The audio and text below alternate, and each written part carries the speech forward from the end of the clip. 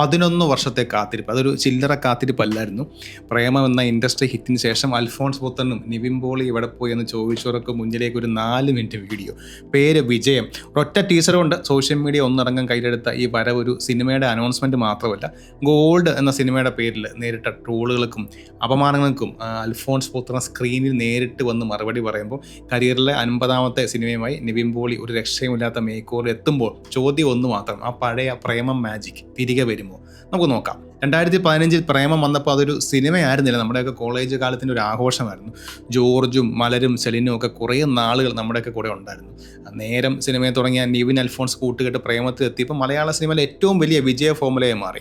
ആ റിയലിസ്റ്റിക് സംഭാഷണങ്ങൾ നമുക്കറിയാം. കരിക്ക് മുതൽ പിന്നീട് മലയാളത്തിൽ ഹിറ്റായ പല സോഷ്യൽ മീഡിയ സീരീസുകളും റീലുകളും ഇപ്പോഴും ഫോളോ ചെയ്യുന്ന പ്രേമം സിനിമയിലൂടെ നമ്മൾ കണ്ട സ്വാഭാവിക ഫ്രെയിമുകളും മേക്കിംഗ് രീതിയുമാണ്.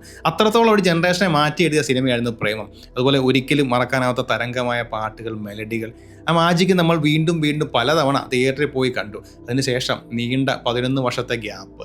ഇനി എന്നാണ് ഇവർ ഒന്നിക്കുന്നതെന്ന് ഓരോ സിനിമാ പ്രേമിയും ചോദിച്ച ചോദ്യത്തിന് ഉത്തരമായാണ് വിജയം ടീസർ വന്നിരിക്കുന്നത്. പ്രേമത്തിന് ശേഷം അൽഫോൺസ് പുത്രനിൽ നിന്ന് ഗോൾഡ് വന്നപ്പോൾ പ്രതീക്ഷകൾ വാനോളമായിരുന്നു. പക്ഷേ സിനിമയ്ക്ക് സമ്മിശ്ര പ്രതികരണങ്ങൾ ലഭിച്ചതോടെ സോഷ്യൽ മീഡിയ വലിയ വിമർശനങ്ങളും ട്രോളുകളും ഒക്കെ ഉയർന്നു.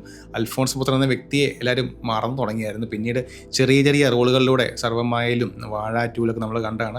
ആ സിനിമകളിലൂടെ ഒക്കെ വളരെ ഫ്രഷായ എനർജിയുള്ള അൽഫോൺസ് എന്ന നടനെ നമ്മൾ കണ്ട് കൈയടിച്ചു. അപ്പോഴും ആളുകളുടെയൊക്കെ ചോദ്യം ഒന്ന് മാത്രം: ഡയറക്റ്റ് ചെയ്യുന്ന സിനിമ എന്നാണ് ബ്രോ? ആളുകൾക്ക് വേണ്ടത് പഴയ അൽഫോൺസ് എന്ന ഡയറക്ടറെ ആയിരുന്നു.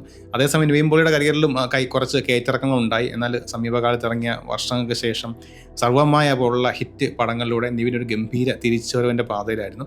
ഇപ്പോൾ തൻ്റെ 50ാമത്തെ സിനിമ എന്ന നാഴികക്കല്ലിനെ അദ്ദേഹം വീണ്ടും അൽഫോൺസ് ഒപ്പം ചേരുമ്പോൾ വിജയൻ ടീസർ വരും ഒരു അനൗൺസ്മെൻ്റ് അല്ലാതെ മാറും. ഇതൊരു തിരിച്ചുവരവിൻ്റെ പ്രഖ്യാപനമാണ്. ശരിക്കും ഈ ടീസർ കണ്ടപ്പോൾ ഒരു ഷോർട്ട് ഫിലിം കാണുന്ന രീതിയാണ്, ആ ഒരു ഫീലാണ് കിട്ടുക. കാരണം വഴിയരികിൽ ലിഫ്റ്റ് ചോദിച്ചിരിക്കുന്ന അൽഫോൺസ് പുത്രൻ റേസിംഗ് ബൈക്കുകൾ ചീറി പാഞ്ഞു പോകുന്നു, ആരും നിർത്തുന്നില്ല.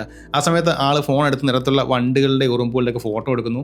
ഗോൾഡിലെ ആ ഡീറ്റെയിലിങ്ങിനെ ട്രോളിയർക്കുള്ള ഒരു 1.5 സെൽഫ് ട്രോളാണ് കാണിച്ചതെന്ന് മനസ്സിലാവും.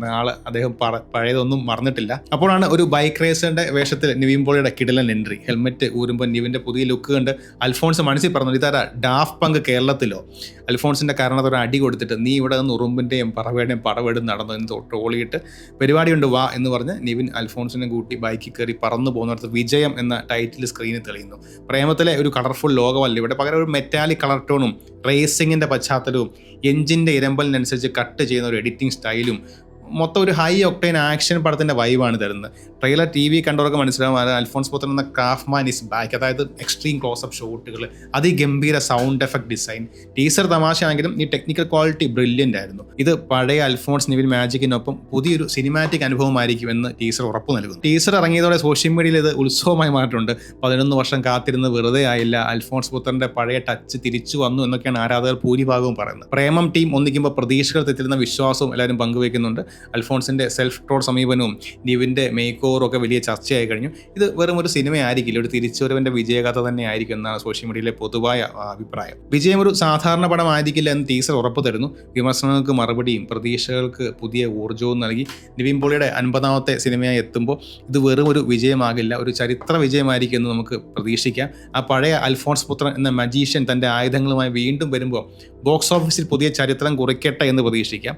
നേരം, പ്രേമം, ഇനി വിജയം. സിനിമയെക്കുറിച്ചുള്ള നിങ്ങളുടെ പ്രതീക്ഷകൾ എന്തൊക്കെയാണ് കമൻറ്റ് ചെയ്യുക. വീഡിയോ ഇഷ്ടപ്പെട്ടാൽ ലൈക്ക് ചെയ്യുക, ഷെയർ ചെയ്യാൻ പ്ലീസ് സബ്സ്ക്രൈബ്. Thank you.